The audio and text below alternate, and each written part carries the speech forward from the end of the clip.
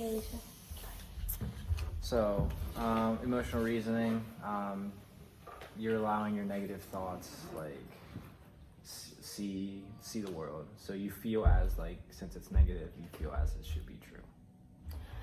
Yeah, I definitely think that could go with my situation, especially in terms of his behavior. Like, his behavior is bad. I don't like to call kids bad because I think that behavior is bad, not the child. Right. But just in terms of like wording this, I would say his behavior is bad, so he's bad. And it's good that you're seeing like the bright side of things. Yeah. And like you don't want like his behavior to impact his life. Yeah. To like represent who he is as a person. Yeah, and we definitely we obviously don't say you're such a bad kid. I really don't think that's accurate. It's the bad decisions or choices. Right.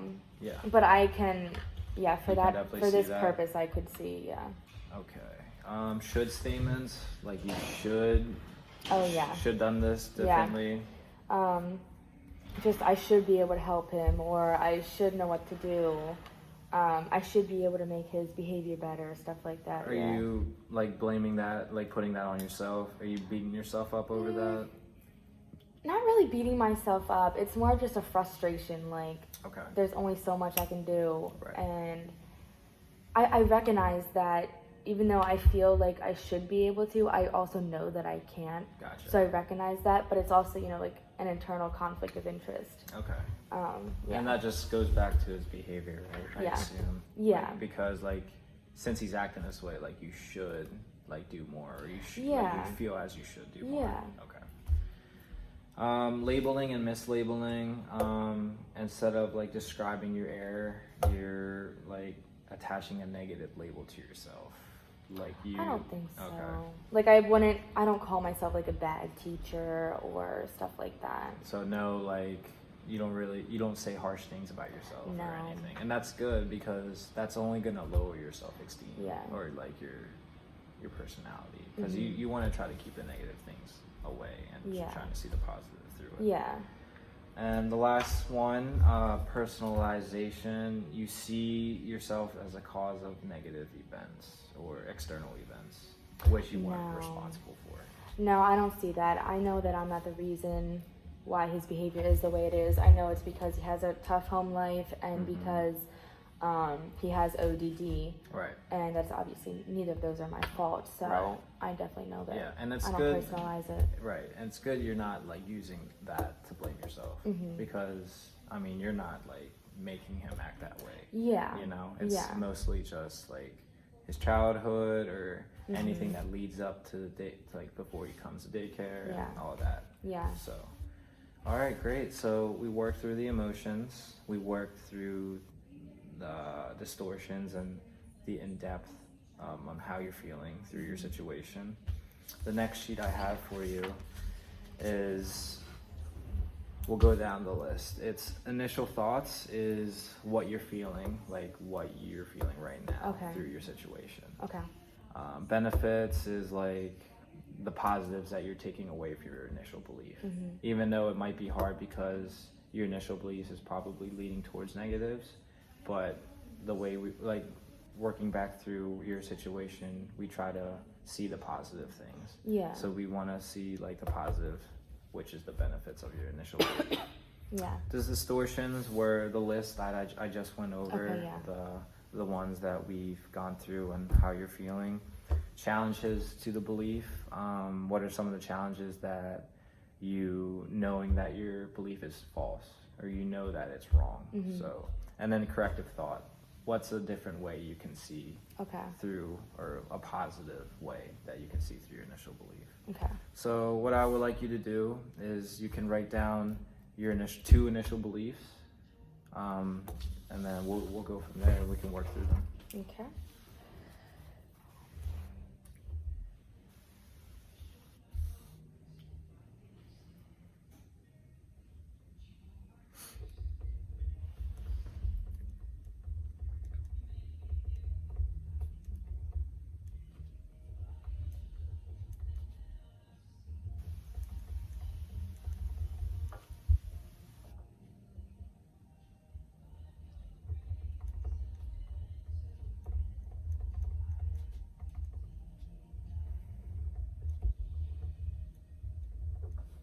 Okay. All right.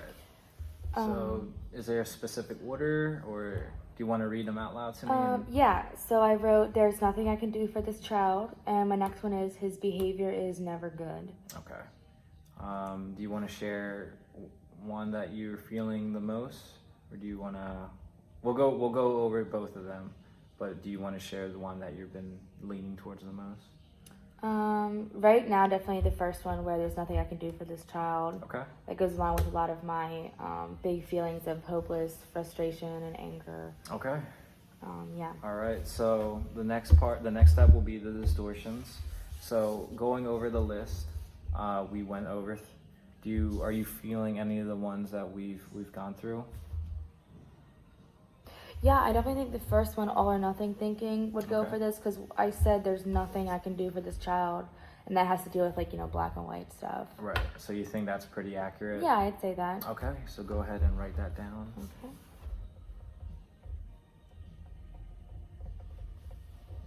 All right. How about emotional reasoning? Do you see the world as it's against you? Negative emotions? You feel as if it is negative. Actually, so I feel yeah. it is true. Yeah, I feel that too. Okay. So go ahead and write that one down. And your initial beliefs will have different distortions because you're gonna have a different feeling through that initial belief. Okay. You're gonna feel like different emotions because they're different initial beliefs. So they're not gonna be the same. Any other ones that you're feeling that you want to write down? I think that those are That's the good? most accurate ones. Okay. Yeah. So the third one is the challenge. Like the challenge to the belief. Like what is a challenge that you know that your belief isn't true or isn't accurate? So, like, things that would, I don't know, I guess correct it in a way. Yeah, so like things that are like a positive things going over your initial belief. Yeah. Like your initial belief, a reason you think your initial belief is false. Well, I know that there are things I can do for him. Okay. Because obviously I've been doing things for months with him. Okay. So I'll just write, like, I can do things for him.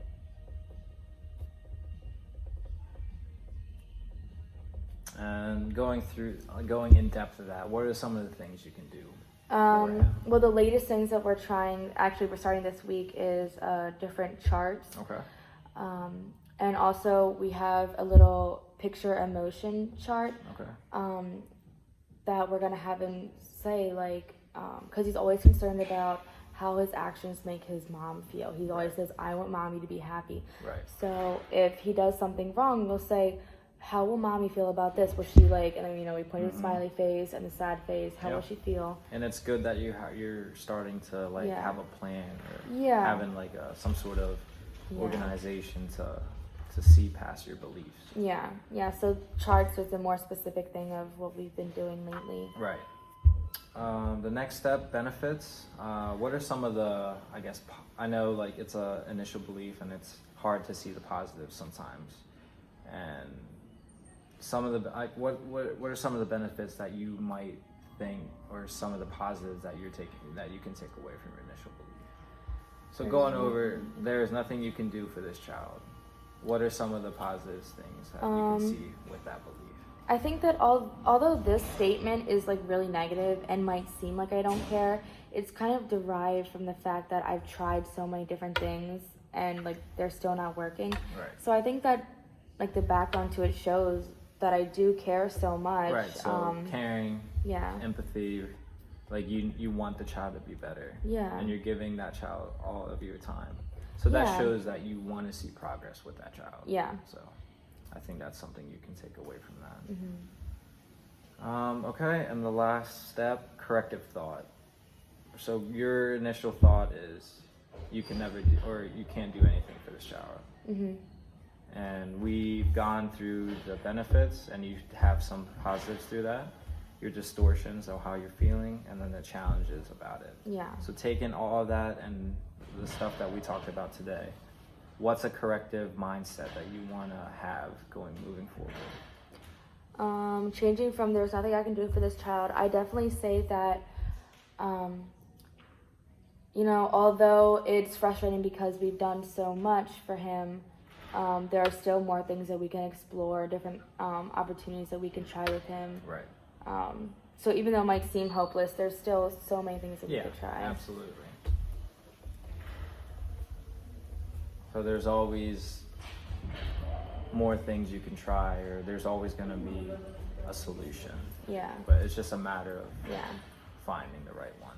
Mm-hmm. Okay, so great. How do you feel after, you know, the emotions that we've gone through, your initial beliefs, and just seeing like some of the positives that you could take away? I really like this. I mean, it was, you know, a little bit confusing at first, but like once I got the hang of it, I think I knew this corrected thought deep down, but it's just been so frustrating lately that I only wanted to think that there's nothing I can do for him. Right. So, I definitely think it was really helpful, and it Great. kind of brought my true thoughts, like what I really knew to be true, Right. up to the surface instead of just focusing on the negative thing. Yep. And it can definitely help you. You can take this and definitely help you, like moving day by day in your daycare. Yeah. Kind of just focusing on the positives. Mhm. And I know it, like, at times it's going to be hard because of his behavior. Yeah. But you can definitely refer back to your thoughts and go from there. Mhm. So, all right. Well, we'll go over your second initial thought. I know you had another initial thought, so Mhm. we can go over that next session. Okay. And feel free to write any other initial thoughts that you may be feeling, and we will definitely go over those as well. Okay. So thanks for coming in. Yeah. Thank you. Yeah. All right.